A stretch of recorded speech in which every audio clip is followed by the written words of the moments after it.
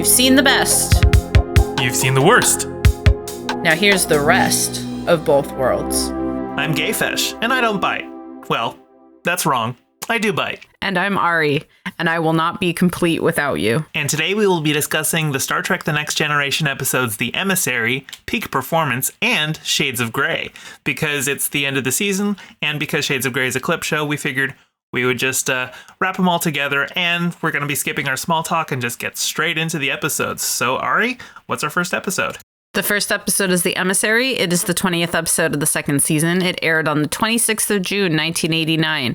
The teleplay was by Richard Manning and Hans Beimler. The story was by Richard Manning, Hans Beimler, and Thomas H. Calder, and it was directed by Cliff Bowl. I was waiting for this episode because I knew you were going to absolutely love Kayla. I'm in love with her, and she's Marshall's mom. Yes, yeah, that's Susie Plaxton. I mentioned her earlier because we saw her earlier this season when she was the Vulcan doctor. That's right. You told me she was going to be there, and I didn't really think about it. But yes, it was definitely Marshall's mom. Oh man, Did I love her? I loved every moment of her being on screen. And before we even get into the story, I'm just going to let you know she does come back. We get more of her. I know she's coming back because I was looking at IMDb, and I was pretty excited to see she's coming back because I was trying to figure out where I knew her from before I figured out it was Marshall's mom. Yeah. But I also know her from Mad About You, and it's funny because one of the ensigns is also the sister from Mad About You, showed up in this episode too. So two different people from Mad About You were in this one episode, which I thought was kind of funny. There's another weird cameo I caught in this episode. Dietrich Bader is in this one. That name sounds really familiar. You've seen him in a whole bunch of comedy stuff. But okay. He was like the ensign who was like manning Worf's station when Worf was off going to get into Klingon garb. Oh, interesting. And it was just like, I saw him, I'm like, that guy looks like Dietrich Bader. That can't be him. Wait, maybe it is. And I checked. It is him. Nice. He's just all young with the curly hair and everything. And I'm like, yeah, it looks like a young Dietrich Bader. Kind of like that time I saw that guy that on the TV and I was like, man, that guy really wants to be Robert Redford. And then it turned out it was actually Robert Redford. That was Civil War, right? No, not Civil War. That was it was Winter one of those Soldier. Movies. Yeah, it was Winter Soldier. You texted me and I was just like, that is Robert Redford. And you're like, what? I was so convinced it was just some guy that looked like Robert Redford. Yeah, I know. And it's also really funny that you said, oh, this guy wants to be Robert Redford when he grows up. That was like his last movie before he retired. I know. I really loved this episode. Do I need to talk about all the reasons I loved this episode? I loved this episode. The costumes were great. Her outfits were so good. Every time she came out in a new outfit, I was like, I'd like some alone time with me and her, please. But I loved it. I loved this episode. Let's get into it then. So we get another poker episode. I noticed, were you watching Data's shuffle? Oh, no, I forgot to watch. Because it wasn't a close-up hand shot, and he does the single-handed card or deck cutting maneuver. So okay. Brent Spiner actually can do it. I wasn't sure, but it looks like, okay, no, he can do it. I wonder if he just was like a card shark before he started Star Trek or something. I don't know. I don't know anything about his background. Yeah, I don't know either. He definitely knows how to do some tricks, so that's handy. And, when you're working in Hollywood, just like, oh, you know what? Pick up random skills. You never know when you get to You never know, yeah. No, I was excited to see the poker come back. I was like, oh, yay, hey, it's our second one, because I hadn't seen it before. I thought it was interesting. And Worf is like cleaning house, and Data's like, I don't think you understand how to play because of the bets that he's making. And Riker's like, what are you talking about? His pile's bigger than yours. And did you notice Pulaski calls Worf handsome? And at that point, I was just like, oh, they're really playing this up now, aren't they? No, it says right here on my notes, talk or play, not both. Oh, Pulaski called Worf handsome. That's what it says right here. And then did you catch the part where Worf says Klingons don't bluff? Klingons don't bluff, which because that's exactly what he does at the end of the episode. I caught that irony. I saw what the writers were laying down, and I picked it right up. Is it technically a bluff, though? He bluffed. I was thinking he bluffed that he was the captain, but technically, Jean-Luc made him the captain. He had transferred commands to him. Like when Picard came back, Worf transferred command back to him. So I guess for 10 seconds of the show, Worf was captain of the Enterprise. Anyway, they get a priority message from Starfleet Command saying, "Oh, there's an emissary you've got to go meet up with. Top secret stuff. We can't broadcast what the mission is over the things that the emissary will brief you." And the emissary isn't traveling by ship; they're traveling in a Class 8 probe, which is just literally a space coffin that, for some reason, even though this thing is only literally the size of a coffin, it has a warp drive that can go warp 9. I was confused by that too. Yeah, I'm like, sorry, no. If it was the size of a shuttlecraft, okay, but this is literally just a space coffin. Where are you? And so they space coffined her out into the ether, right? Like they were just like, pshoo! I didn't quite understand. Yeah. Anyway, so they meet up with the probe and then beam it aboard, and she's there, and they're like, "Oh, you're a Klingon," but Pulaski Skanger's like, "Oh, but your scans are looking weird," and she's like, "Well, I'm only half Klingon because my mom was a human," and that actually gives her and Deanna some bonding time. And I noticed this episode actually passes the Bechdel test, because she and Deanna actually have a couple scenes where they're just talking about growing up half human. Yeah, there was a lot of good scenes of them two together. That's a good point, because they do talk about what it's like to grow up being half Betazoid, half human, half Klingon, half human. Mm-hmm. So yeah. I thought there was such a good chemistry between them too.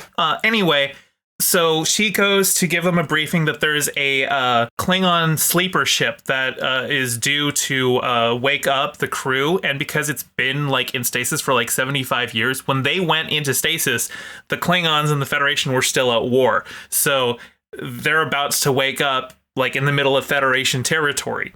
And their first thought is going to be to attack the nearest colony. So they have to intercept there before they can wake up. And the reason that they're getting the Enterprise to do it is because the Enterprise is closer than the nearest Klingon ship.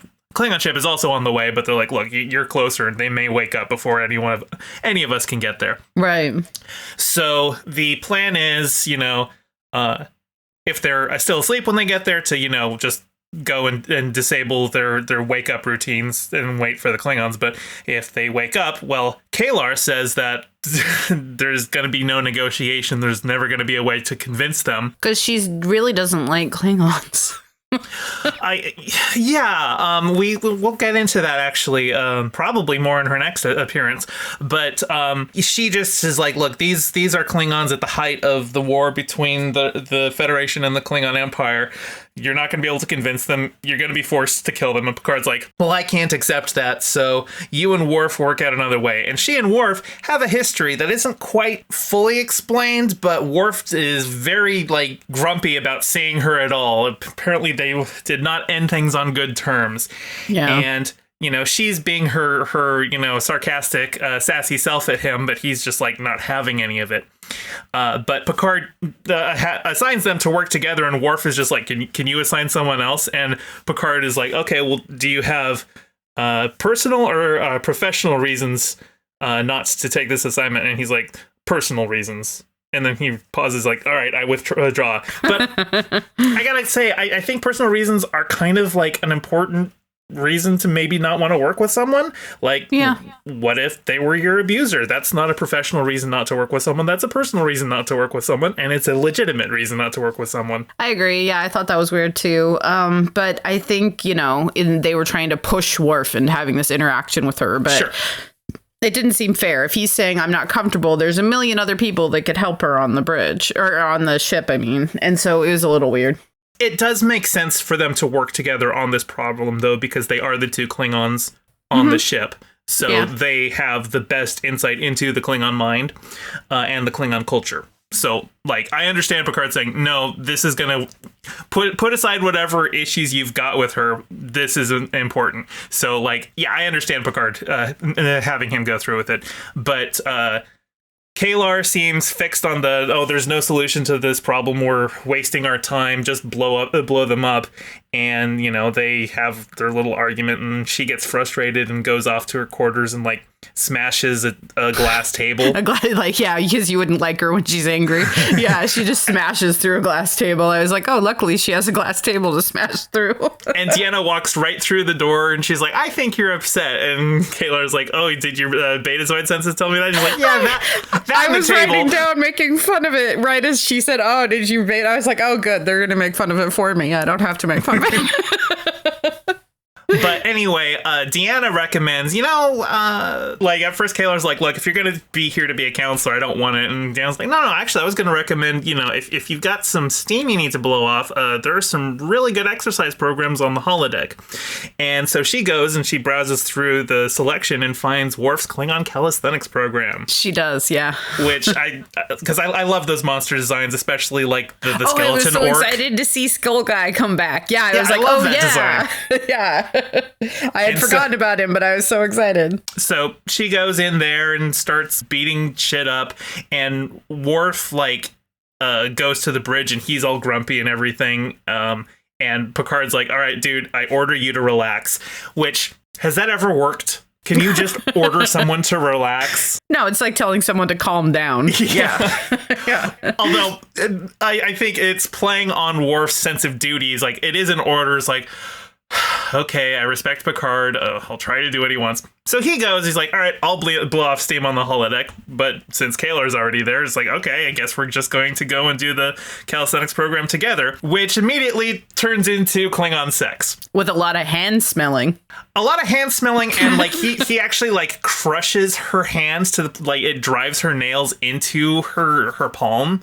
Yeah. Which is funny because, in the very, it cuts to commercial right at that point, so we assume that they had sex during the commercial break. But then when we see her next, her hand, the palm is just totally fine. There's no blood on it. There's no marks or anything like that. And I'm just like, that feels like a continuity error. Makeup should have caught that one. Even if, they heal fast, there'd still be a mark or some dry blood or something there. Yeah, that's a good point. I thought it was weird, too. Yeah, but anyway, Worf, in true... I don't even know the way to say this. Have you ever had a hookup with someone where you're just like, oh, boy, we really should have talked about what this was beforehand? Because, buddy, that's not what I was looking for. Yes. I have. Because as soon as it's done, he's just like, all right. And he declares something in Klingon, which is apparently initiating the marriage rite. And she's like, I am not going to become your wife. And he's just like, but we are already mated. It is done. And she's like, no, screw your Klingon culture. I'm not doing that shit. And she's like, look, this was a lot of fun, but that's not what I was signing on for. And he's just like, well, you dishonor our traditions and all this. Dude. Now I understand why he's an incel. Right. Yeah, that was... Well, because that's what my notes say. My notes say, wait, does that mean that he was a virgin before? Because he immediately tries to marry this woman.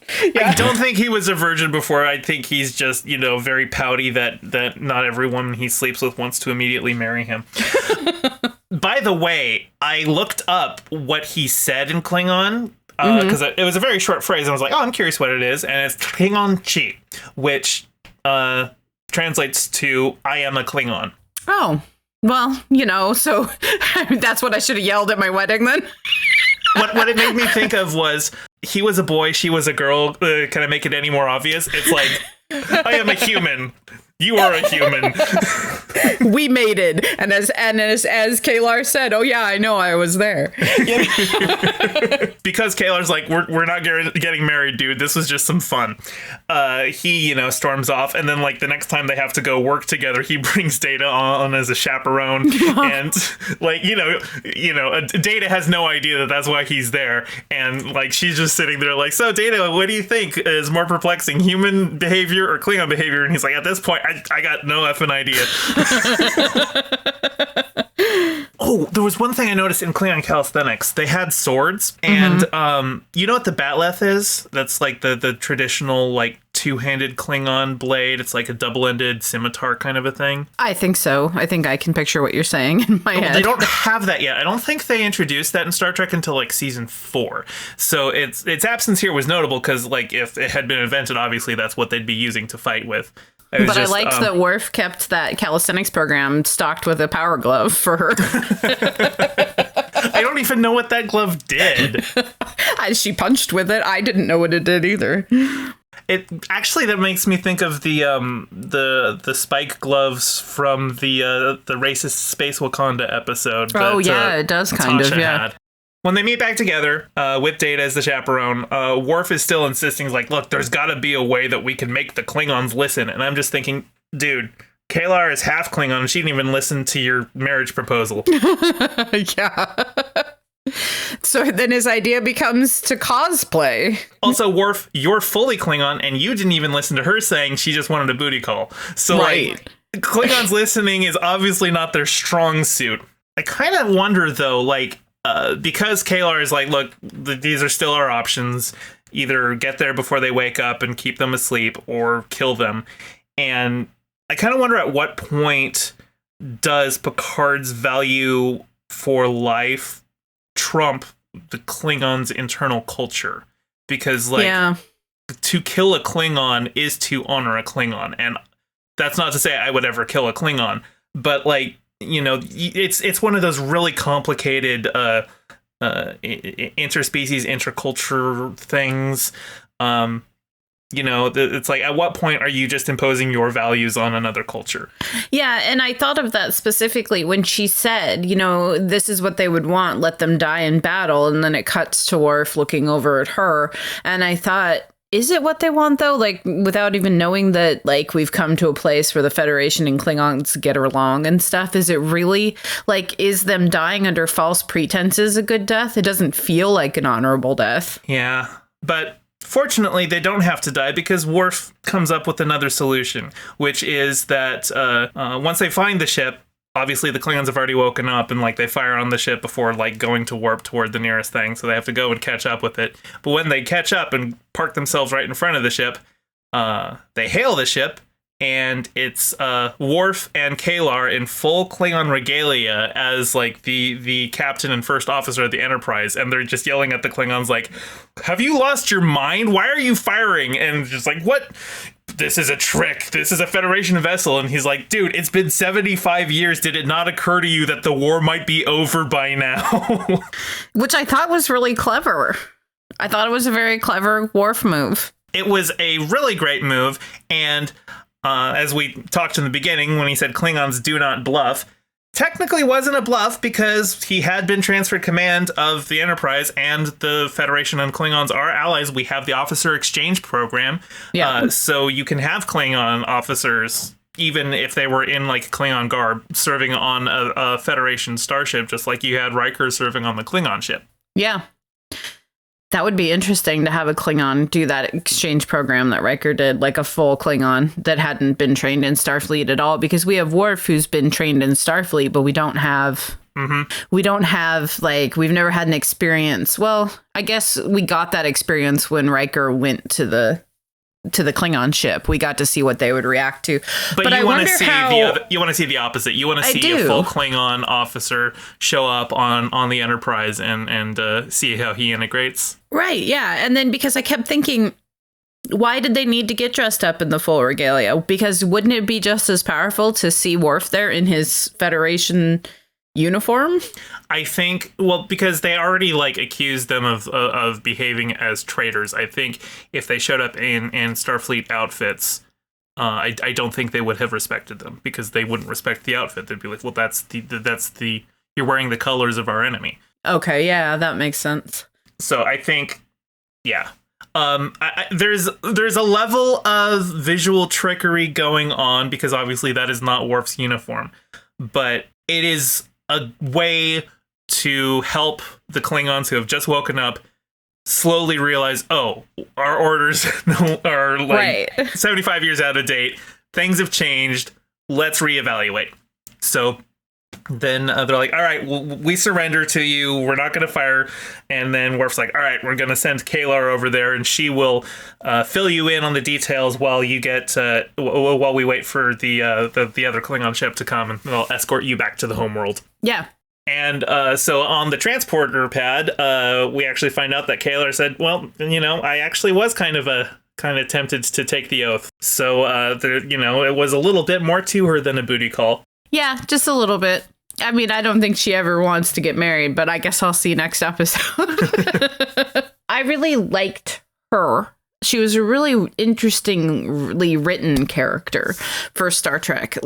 She was different because I was really glad that they didn't just make her a Riker love interest, because she had some of the personalities of the Irish lady from an episode or two ago. And, but had actual dimension and depth to her, as opposed to that Irish lady. I can't remember her name.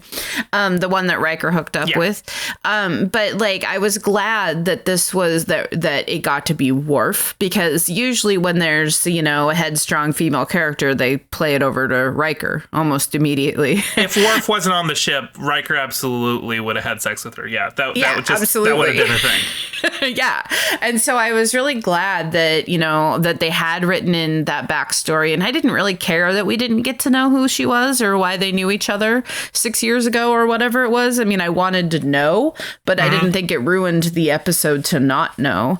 There was a couple parallels with her that I saw to my real life. One of the things as I've gotten older and I'm learning more about myself and feminism and stuff like that, I've had to get over a lot of my own internal misogyny, things that are just there, that are a part of being a woman in America, that I was pre-built with a lot of these things from my religious upbringing and stuff like that made me see women inequitably, that I didn't actually understand were even a part of who I was. And I saw a lot of that in her too. And I thought that was really interesting. And it could also be played as trauma. Because her Klingon side is part of her, because I also have a history of trauma. And so I saw that it's a part of me, but I don't want to talk about it, as kind of how I feel about my trauma. My trauma has shaped who I am, but that doesn't mean it needs to be a part of my life now. And I wondered if they were trying to draw that parallel or not, but I don't think so.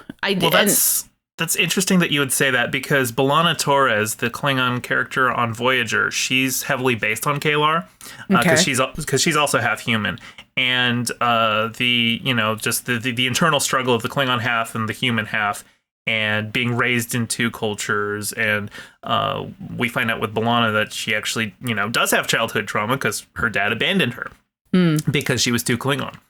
Too Klingon, interesting. And so there probably is some level of that there. Although I expect with Kalar, she probably has more of it. She probably resents her Klingon half more. She probably doesn't have good memories of her Klingon half.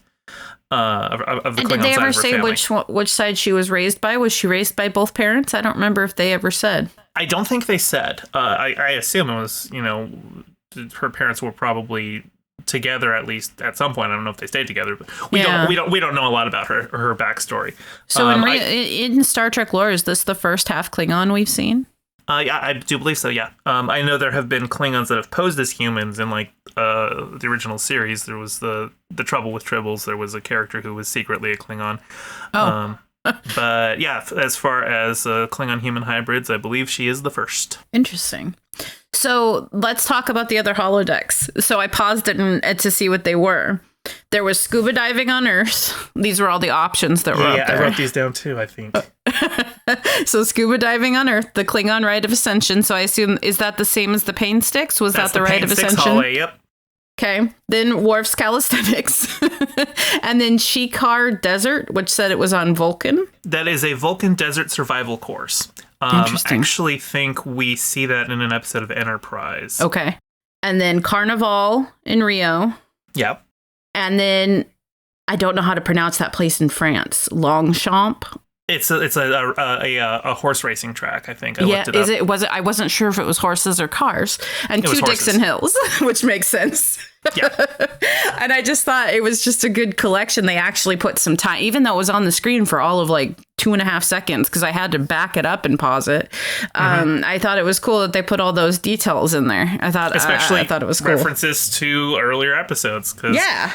With the Dixon Hill. Although it is funny that of the things being pulled up, it would just be okay, well, here's 3 random things on Earth or on Vulcan.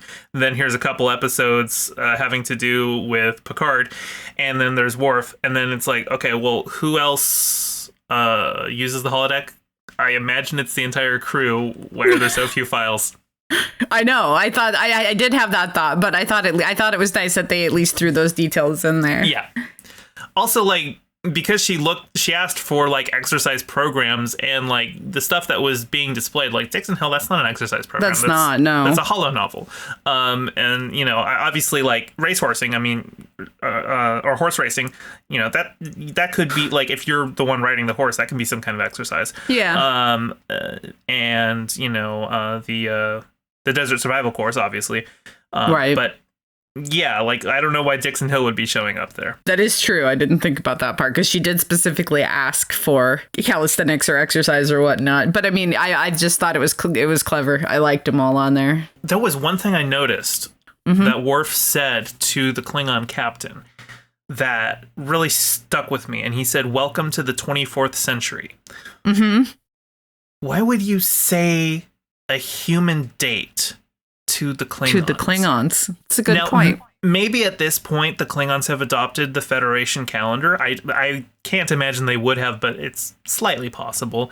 But 75 years ago, when they were at war, no, they'd use their own calendar. And even in the next episode that we're going to talk about, they say 10 of your minutes. Yeah, so obviously not everyone is using the Earth calendar. Oftentimes for, like, you know, just little bits of simple things like, 10 minutes, there's no real need to be like, okay, well, wait, what's a minute? I need to load up the conversion chart. That's irrelevant because it bogs down the story. But it does make it like, for us as human viewers, we're like, okay, we understand what that means. But for Worf saying that to another Klingon, was that just like the equivalent to translate? I imagine he was probably actually speaking Klingon, and we were just getting the translation of it. Yeah. From so, like, did that just translate what the equivalent of, like, say, the Klingons' third eon age of Martok or whatever? I don't know. Yeah, I mean, I didn't know either. I mean, I thought it was a cool line. Welcome to the 24th century. I thought it was a great line. So it was obviously for our benefit, but you're right. It doesn't quite make sense from one Klingon to another. But I mean, one of my favorite lines of the episode was right at the end. Like, I can't remember who asks him what he thought of his, like, being a captain, and his answer was comfortable chair. And I thought that was a very good Worf, like, personality thing to say, you know. So next we're going to talk about Peak Performance, which is the 21st episode of the second season. It aired on the 10th of July, 1989. It was written by David Kemper and directed by Robert Shearer. They are getting ready to do some war game simulations. They're on their way to go rendezvous with an old Starfleet ship that's just in orbit around someplace. I don't know why this ship is just in orbit around a random planet and not, like, at a starbase, especially if it's just like this, an old and derelict. Like, well, you wouldn't want to abandon Starfleet technology for anyone else to grab. As we see later in the episode.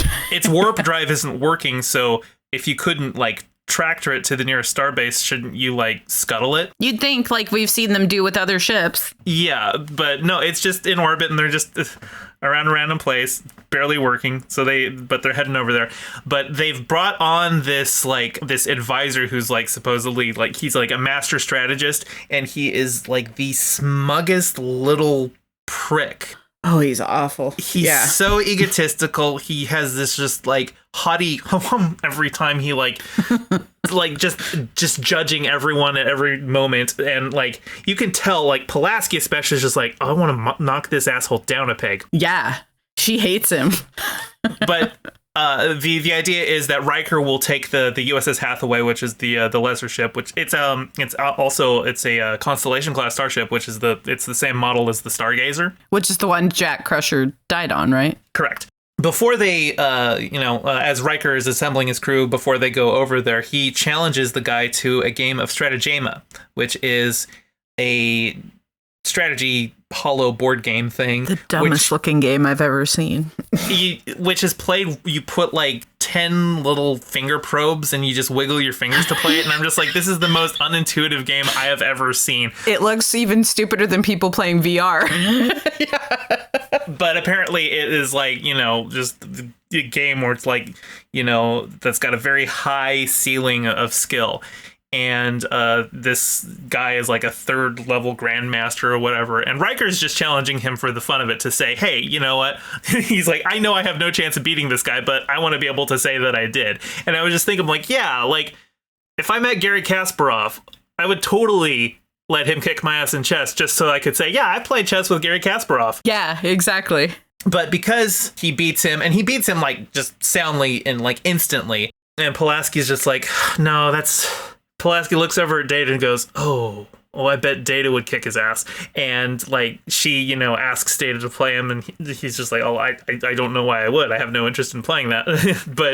but Pulaski then just suggests it to the other guy, and the guy's like, oh, Pulaski told me you're interested in playing a game with me. And Data's like, actually, and then like he looks at Pulaski and she's like, please. He's like, okay, yes, I am interested in playing you. And he gets beat. Pretty soundly. Very soundly. And I just want to get this story arc out of the way because it's like the side plot before we get into the main thing. But he gets beat so soundly that he basically has a crisis of confidence and locks himself in his room and like isn't showing up to his station and everything. And Picard's like, what the hell is going on here? Like, you know, Deanna goes to check on him and he's just like, well, listen, there's no reason I should have lost. So obviously there's something defective with me that I need to run all my, subroutines and scan everything, make sure everything's working. Okay. And, then Pulaski shows up. He's like, no, it's just an ego. You just have a bruised ego. You just gotta get over it. And he's like, no, no, it's not an ego thing. There's something wrong with me. And then finally Picard shows up and is like, dude, you didn't do anything wrong. And the line, this is a line that gets spread all throughout the internet. It's like a very, very popular meme to spread. And he says, know. I was like, this is the episode this comes from. And the line is, it is possible to commit no mistakes and still lose. That is not a weakness. That is life. Mm-hmm. It's a really good quote. And that's the kick in the pants Data needs to be like, okay, I'm actually going to go do my job now. Mm-hmm. And because of that, and then he challenges the guy to a rematch, and this time he alters his strategy. Instead of playing to win, he plays to a draw. And the game is like the longest running game of Stratagema that's ever been played. And eventually the Grandmaster just like rage quits. Because he's like, this is no way to play the game. So I guess Data wins by default because the other guy quit. It reminded me of many a Magic tournament where the person's deck didn't do what they wanted or whatever. And they storm off and they're like, yeah, well, you only drew those cards and that's the only reason you won. It really reminded me of that. I mean, that is kind of how the game works sometimes, yes. Yeah, I liked that subplot a lot, actually. I thought it was a great subplot with Data. And I liked him I actually really related to the crisis of confidence, and the way he was able to justify it, too. Like, well, no, I'm just being logical. Like, I should have been able to beat that human at that game, so it doesn't make any sense that I lost. So obviously something's wrong with me. Well, and it's an understandable thought process for him to have because, everyone made a big deal about...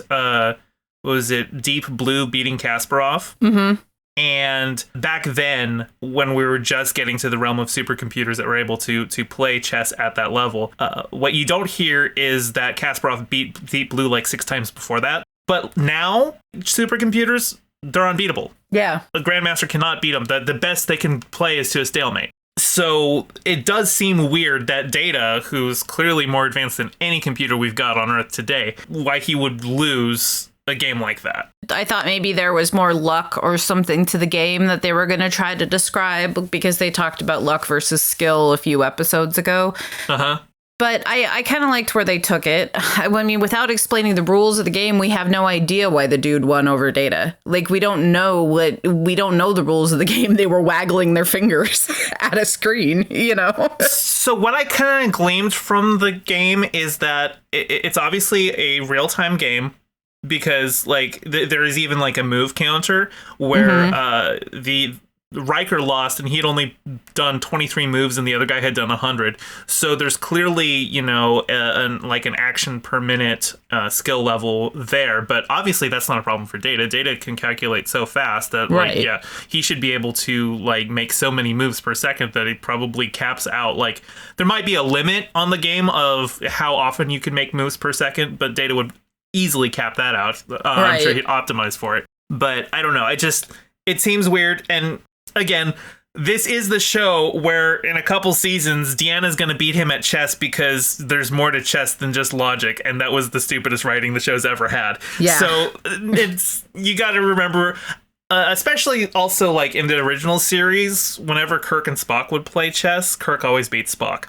And it's because Spock would never anticipate the unorthodox strategy, because Spock was so single-minded on his logic that he couldn't think of riskier gambits that Kirk would make. That but would Data play wouldn't off. have that problem, because Data would know all the different possible moves. Yeah, that is the thing. Spock is dogmatically attached to his logic, to his ways of thinking. Data is just a computer. Yeah. So it's a little different there. I think, to be honest, I think I almost liked the B plot better than the main plot of this episode. But the main plot wasn't terrible either. I mean, it was a real Riker-centric episode without being all about Riker. Mm-hmm. Which I thought was good. The fact Wesley that got a lot to do in this episode. He did. So let's finish the plot about it, and then I want to talk about whether or not Wesley really did cheat, because I think he did. Yeah.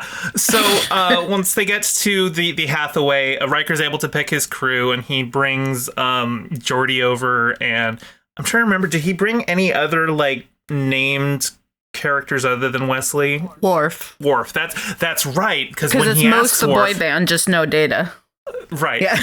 That's right. Because when he approaches Worf for it, Worf is just like, oh, Worf doesn't really see the point in a war game simulation, because he's like, look, there's nothing to be gained because there's nothing actually at risk here. You're not actually doing combat. All the hits are simulated. The ships are just firing harmless lasers at each other that register hits. It's like space laser tag. But, Riker does point, like, well, it's, for the honor of the ship. It's for having bragging rights to say, yeah, we were able to stand up against the Enterprise. But Riker does point out, he's like, but look, the Hathaway is an 80-year-old ship. You're outmanned, you're outgunned, you're outmaneuvered. What do you have? And the second before Worf said it, I said the word. It's been forever since I saw this episode, but I still remember guile. Guile. It is such a good word to use there, too. Mm-hmm. And it's very Worf. It's like, oh, yeah, if nothing, we've got the balls.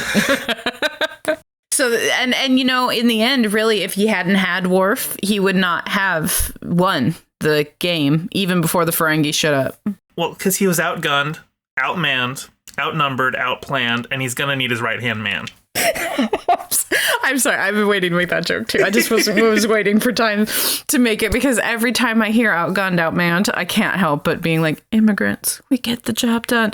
And it's like every time I hear it, and I keep hearing it now, outnumbered, outmanned, outgunned, outplanned. And anytime anybody uses those combination of words, I cannot stop myself. I have to sing Hamilton. So then they tell Wesley to improvise, or they tell everybody to improvise. So the ship has just minimal dilithium left and no antimatter, which means there's, no way for them to go to warp, because even though, you need dilithium to regulate the reaction, but the dilithium isn't the fuel, the antimatter is the fuel. But Wesley then suddenly goes, oh, I just remember, I have to go back to the Enterprise. They're like, what? We're in the middle of things. Like, yeah, but I left an important experiment running. It's for my physics grade. I gotta go check on it. And they're like, okay. So they have him beam over. They agree. It's like, okay, Wesley, you can beam over so long as you've got a security escort, and you only look at that thing and you don't touch anything else, because we are in the middle of preparations for a war game, and we don't need you doing any fancy espionage stuff. And so Wesley goes, and the security guard, who's played by Glenn Morshower, you've probably seen him in everything, because he seemed familiar. Yeah. He's played a general in the Transformers movies. He played a Secret Service agent on 24. He's been in everything. He's always playing kind of that character, like a security, like a cop or Secret Service officer, or a military guy. He's a character actor. He's not immune to the power of, oh, I'm just a kid. Nothing I could be doing could possibly be wrong.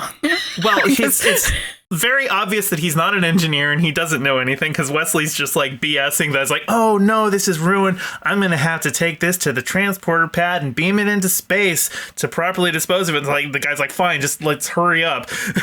And then it just shows up on the other ship. I know. and I don't even remember what exactly the thing does, but I think it was a way that he was able to generate antimatter. And so like, okay, well, we've got some antimatter now. We should be able to give the warp engines a little bit of juice. Then Worf comes up with a great tactic, because he's like, look, I know Enterprise's security systems, so I've got a sensor trick that's gonna make them see another ship warp in. Once the battle actually begins, like, the Enterprise shows up, but all of a sudden there's like a Romulan ship that shows up, and like, oh shit, shields up, we switch over to real weapons, and then like it just vanishes. But with their back turned, the Hathaway goes and like lands several hits and everything, and Picard's just like, ha, nice one. I know, he is like, nice, yeah. He's like, Data, change the security code so Worf can't do that again. But then a Ferengi ship shows up, and Picard's like, wow, I'm impressed, Mr. Worf, but then it actually fires on them like, oh shit, it's real this time, shields up, get between the Hathaway and the Ferengi ship, because the Hathaway has no weapons. The Enterprise's weapons are just disabled, but the being hit by the Ferengi ship disabled their weapons. It's like fused, so they can't actually fire. And their transporter beams, so they can't rescue the crew. That's right. Yeah. And the Ferengi are just like, well, you guys were fighting with each other, but now you're between us and the other ship. That other ship has no fuel, has minimal crew, has no weapons. So that tells me that whatever is on there must be very valuable, that you're protecting it from us. So we're going to get it. And the Ferengi is played by Armin Shimmerman. But it's Principal Snyder again, and he's still not Quark. I don't know what's going on here, but why isn't that man Quark yet? I actually forgot that he played another Ferengi other than in the first episode and in Deep Space Nine. Like, he showed up, and I just did a double take. I'm like, that's Quark, isn't it? Yeah, it is. I know. I saw his name in the previews, and I was like, oh, maybe it'll finally be Quark. Nope. No. Although I think Quark does have a cameo appearance in TNG after Deep Space Nine starts. Like, I think they call him for some information. He shows up on the view screen. So we will see Quark. Actually, because of how we're doing this, we'll meet Quark on TNG before we even get to Deep Space Nine. Oh, that's true. We will. They concoct a plan because they can't fire on it, but because Wesley saved the day, because Wesley stole that thing and gave them some antimatter, the Hathaway will be able to do some warp maneuvers. And so they do a little fancy trick where the Enterprise is like, well, we could fire backward and make like an explosion, and then you could warp away right at the same moment. So it looks like we've blown you up. It was so clever. And it's a bluff, and Picard's like, no, you can't have the Hathaway. We deny you your prize. And then he just blows it up. Obviously, they're fine. But then the Ferengi are just like, you guys are nuts. But that's okay. Your weapons aren't working, so we're just going to take you. But then the Hathaway warps in behind them, and they're like, we've been outmaneuvered. Run! And then they just run. Yeah. Yeah, that was the episode. I didn't like I said, I think I liked the B plot better, but I really liked the maneuver of pretending they blew up the Anne Hathaway, because I was like, the Anne Hathaway. That's what I've been calling it the whole time in my head to remember what it was called. But that the whole pretending, because what was the episode where they skipped the shuttle off the atmosphere or whatever? That was also very clever, but I think this one takes the cake away from that episode. Wasn't that the episode where Wesley was taking his academy exam thing? I think so. That sounds right. And I think Geordi was somehow in charge. No, that was that was Arsenal of Freedom. Oh, okay. No, the one where they skipped the shuttle off the atmosphere, that was actually Picard talking to the kid who had stolen the shuttlecraft, talking him into that maneuver. That's right. That was good. That used to be my favorite maneuver, and now I think this one takes the cake. I really liked it. This one feels a lot to me like the Picard maneuver, because it is, using a warp trick to make the Ferengi think, oh, there's another ship. Right. And now with the Picard maneuver itself, it's more of a sensor trick. It's like, oh, I actually don't know which one is the real ship. But here it was, oh, we blew it up. Oh, no, there's another one. Right. It was clever. I liked it. I thought it was good. So Shades of Grey is the 22nd episode of the second season. It is the finale. It aired on the 17th of July, 1989. It was written by a lot of people. Maurice Hurley, Richard Manning, and Hans Beimler all wrote the teleplay. The story was actually by Maurice Hurley, and it was directed by Rob Bowman. We got to talk about why there exists a clip show in Star Trek. Yeah, let's talk about that, because I hate clip shows. So in 1988, the summer of 1988, there was the Writers Guild strike. Like the one that ruined Heroes. Yes, like the one that killed Heroes. And because of that, TNG got a late start. Like usually the shows start up in September. The show didn't start until November. And so they had like a shortened episode count. Mm-hmm. And because there's like 22 this season instead of 24 to 26 like the other season. Yeah, every other season I think has 26, but this had 22. And they also had some cost overruns with like the Borg episode, and Elementary Dear Data was apparently a really expensive episode to produce as well. And so the studio was just like, you got to give us a clip show because we're out of money. You got to give us something that we can shoot on like existing sets in like 3 days. So they're like, okay, I guess we can give you a clip show. And I know it was common then, but it's so stupid. It was stupid back then. Yeah, I actually, because we were going to record this like last weekend, and so I had to rewatch everything again just to refresh myself. I know. And this time I definitely was just like, skip. Just get to the story parts. Just get to the framing. There was a lot of framing. The framing is that they're like down on planet Dagobah. I'm glad you caught that too. and like some like living vine thing with a thorn on it has stabbed Riker, and it's like got some like infection that's like attacking his nervous system. Mm-hmm. And so they have to beam him up. But not till Pulaski goes down there without any PPE, because that's smart. Pulaski didn't beam down there. No. Data and Geordi beamed down there. No, Pulaski went. Yeah, because even O'Brien makes fun of her easily, and then she says, I don't even like funny transporter chiefs or whatever. You're right. Yeah, no, okay. See, again, because I skipped through a bunch of it, so and I was just like, look, it's the clip show, so none of this matters. But anyway, she beams him to sickbay, and like his leg starts going numb, and so she's like, all right, let's get you on the biobed, and then they send Data and Geordi down to the planet to find out what stuck him. And apparently they had planned for this scene to be a bit more elaborate, but because it's a cost-cutting episode, they cut costs on it. And like when they find the vine, like Geordi reaches out to it, and like it actually like comes to life and tries to stab him too, but Data's right there so he can grab it, and then they like phaser off the thorn on it so that they can use it to study what the toxin is. Yeah, originally it was supposed to be like the entire jungle was supposed to come alive and try to eat them. And that would have been more interesting. That would have been more interesting. Anyway, the infection is like spreading into his like spinal column and heading toward his brain. And so the solution is, and here is the framing device for the clip show, they have to fight it by releasing certain endorphins in his brain associated with memories. Yep. So they start with some random stuff. Yeah, it's just because he's just having random memories. Right, like first he meets Data, and then the flirting with Guinan, and then goodbye Deanna when he does the whole not goodbye, but until next time. And then all of a sudden he's on the planet.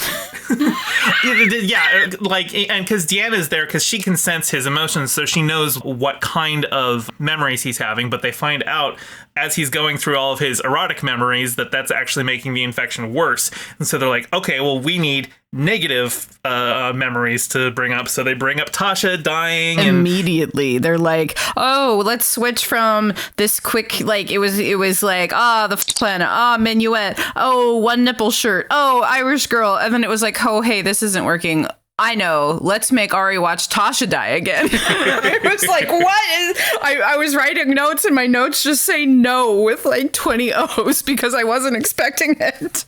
But it also does, remind you that Beverly Crusher was once on the show as well.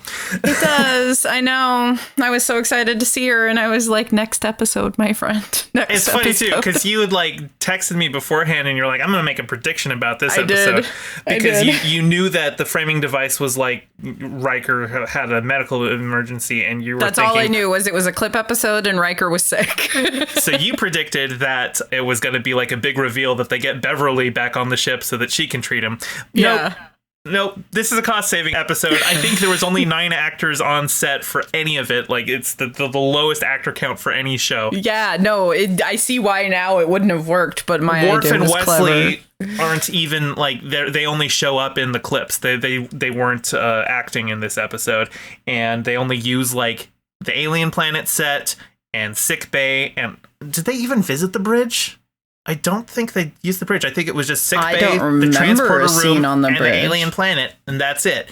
And yeah, if you're only using 3 sets, then you could do that in a 3-day shoot pretty easily. And I wonder how many, because like a lot of like the sick bay shots, they just have like Pulaski looking into like the little microscope thing on the bio bed, and then it will cut to Deanna looking concerned because Will's dying, and then it'll cut to Pulaski looking at the scope on the bio bed, then it'll cut to Deanna looking concerned because Will's dying. And I wonder how many of the shots were reused. Just the same shots. I know. So I think the only two, there was 2 good things that came out of the clip episode. One was Imzadi.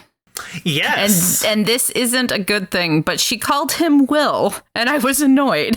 I was like, she's not going to call him Bill again. It's not happening. Stop trying to make fetch a thing.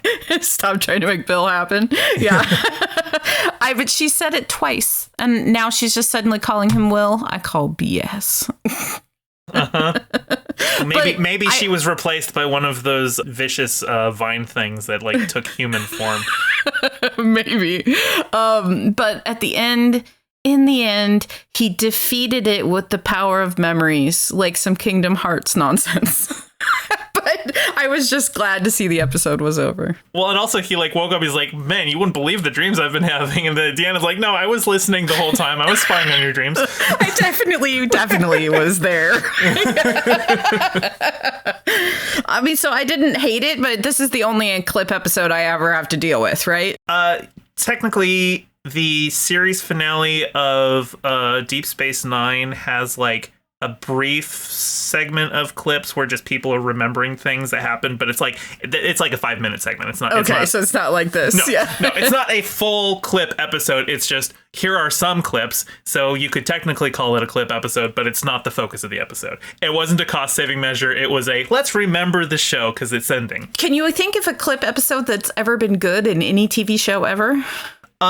No, because it is inherently a garbage format. But actually, I kind of think Lost, like maybe once a season, they would do like a special episode that wasn't part of the main thing, but it was basically a clip episode, but it would be there to like get people caught up on what they've missed. Because Lost was serialized storytelling before streaming was mainstream. So, yeah. I mean, we were getting to DVRs at that point, but a lot of people were still just watching broadcast week to week. Yep. And so Lost doing those like periodical once a season catch-up episodes, those were pretty helpful. Yeah. But again, those weren't cost-saving measures. Then they weren't part of the main episode order. Those were just specially produced by ABC to be like, hey guys, you should be watching our show and here, catch up. Catch up.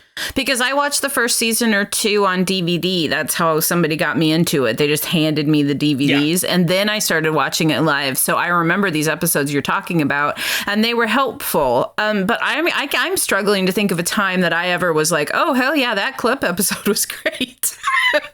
But I just hate clip episodes because every time they came on, it was just like, oh, it's not even anything new. Especially back in a time when we had to be in front of our TVs at a certain time to watch our shows. It would be so annoying because you'd tune in to a new episode and the new episode would just be a collection of clips. There is a clip episode of The Simpsons where they're all reminiscing about different romantic stories that they've had. And like the episode, like none of the writers wanted to do it. They're like, we don't want to work on a freaking clip show. And so, but they were forced to. So in protest, they're like, all right, fine. You want us to do a clip show? There was not a single frame of new animation in that entire episode. They just repurposed shots from other things and then just like dubbed the dialogue over, and they would like even draw attention to, because like there's like one point where Homer and Marge are in bed and like Marge is reading something, but then Homer like tosses the book into a fireplace. And then Marge comments is like, I knew we shouldn't have put that fireplace in here. It was just, it's like, obviously there's no fireplace in their bedroom, but it's like, hey, let's draw attention. And even like, they even spell out what they're doing because Lisa and Bart are watching Itchy and Scratchy. And Marge is like, how many times can you laugh at Itchy killing Scratchy that way? And Bart goes, it's a new episode. And Lisa goes, actually, Bart, it's not. It's new editing, but they're just repurposing old animation. That's funny. That's good. Yeah, I mean, at least they're tongue in cheek about it. Yeah. Well, while I was watching this, it was just reminding me of the worst of the 80s and 90s with the clip shows. And it just left a bad taste in my mouth. There was another Simpsons clip episode that was actually a good one, and because it was like the Simpsons episode whatever spectacular, but it was just some just whatever episode that it had come out, but it wasn't like a big milestone. But it was Troy McClure presenting the thing, and there was a lot of like deleted scenes and like behind the scenes information that they brought into it. So it was just like kind of, it was a meta episode, but it was like, here's some funny stuff that you probably didn't see, or here's some like, cool hints explaining like all of the hints that they had laid out for the Who shot Mr. Burns storyline. It's like I they remember pointed that. out all of that. So that was a cool episode, even though it's like, it's not really a Simpsons episode. It's more of a behind the scenes thing, but it's like a DVD extra before DVD extras were a thing, is what it sounds like. Right. But, yeah. And it's presented by Troy McClure the whole time, and it's fully animated. It's like, it's nice. Yeah. I think the only framing that I've ever seen for a clip show that actually like made sense in terms of the storyline was in Alias. There's an episode, their clip show episode. Sydney is being debriefed by the CIA on like the events of stuff, because like she's under investigation, and so she has to explain to the CIA panel basically the events of the show up to that point.